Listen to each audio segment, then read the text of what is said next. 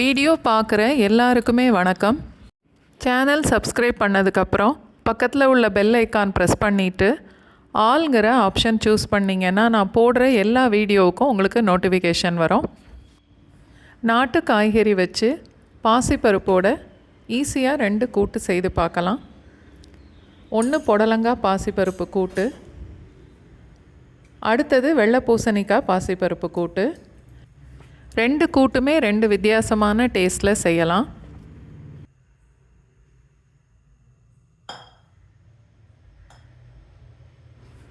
ரெண்டரை இல்லை 3 table spoon அளவுக்கு பாசிப்பருப்பு ஒரு அரை மணி நேரம் தண்ணியில் ஊற வச்சுருக்கேன்.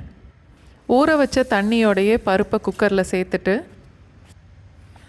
ஒரு புடலங்காய் நல்லா பொடிசாக வெட்டியிருக்கேன்.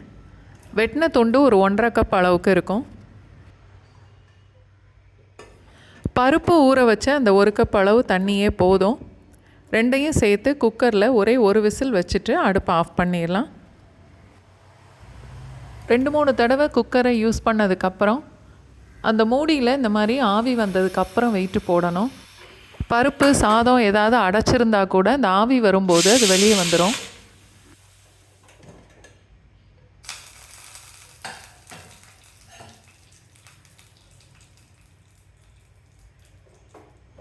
ஒரு விசில் வச்சாலே போதும். காயும் பருப்பும் இந்த மாதிரி நல்லா அளவாக வெந்துடும்.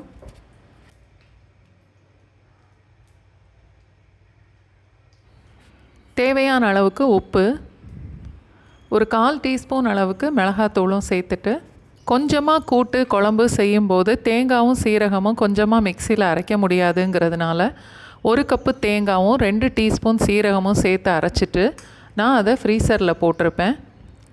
அதிலேருந்து இப்போ ஒரு 2-2.5 ஸ்பூன் அளவுக்கு நான் சேர்க்குறேன். இதுவே தேங்காவை ஃப்ரெஷ்ஷாக அரைச்சி சேர்க்குறதுனா 1.5 டேபிள் ஸ்பூன் தேங்காய், கொஞ்சமாக சீரகம் அரைச்சி சேர்க்கலாம். இப்போ கூட்டில் கொஞ்சமாக தண்ணியும் சேர்த்துருக்கேன். அடுப்பை பற்ற வச்சுட்டு இப்போ கொஞ்சம் கொதிக்க விடலாம்.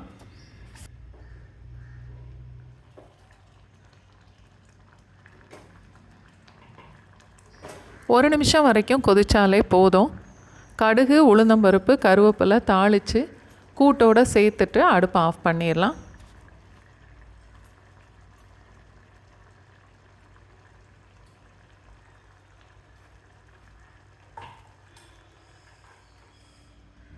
மூணு இல்லை 4 பேர் சாப்பிட்ற அளவுக்கு புடலங்காய் கூட்டு ரெடி ஆயிருச்சு.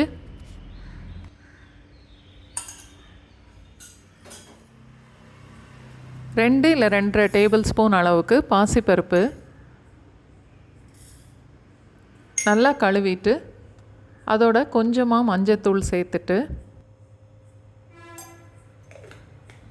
கொஞ்சம் பெரிய துண்டாகவே வெட்டின வெள்ளை பூசணிக்காய், இது ஒரு 1.5 கப் அளவுக்கு இருக்கும். அதையும் இப்போ பருப்போடு சேர்த்து வேக விட்டுறலாம்.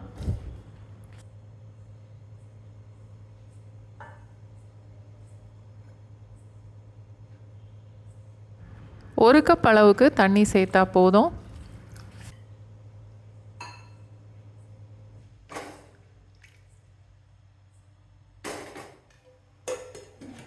குக்கரை மூடிட்டு மீடியம் ஃப்ளேமில் ஒரே ஒரு விசில் வச்சுட்டு அடுப்பை ஆஃப் பண்ணிடலாம்.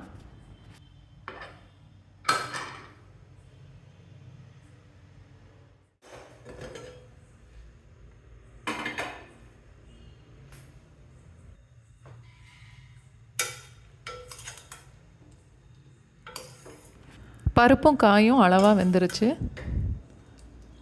அடுத்தது இந்த கூட்டுக்கு தாளிக்கணும்.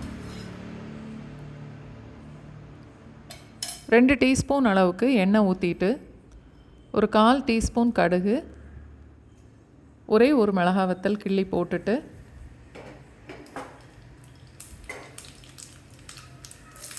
ரெண்டு டேபிள் ஸ்பூன் அளவுக்கு சின்ன வெங்காயம், ஒரு கொத்து கருவேப்பிலை.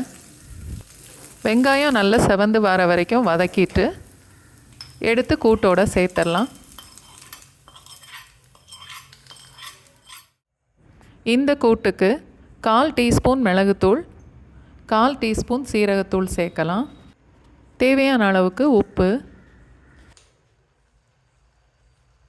2 டேபிள் ஸ்பூன் அளவுக்கு துருவின தேங்காவை சேர்த்துடலாம்.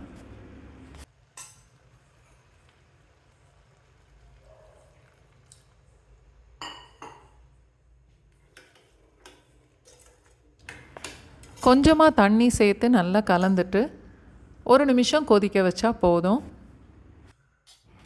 அடுப்பை ஆஃப் பண்ணிவிட்டு கொஞ்சம் மல்லி இலையும் சேர்த்துக்கலாம். இந்த கூட்டும் 3 இல்லை 4 பேர் சாப்பிட்ற அளவுக்கு தான் இருக்கும்.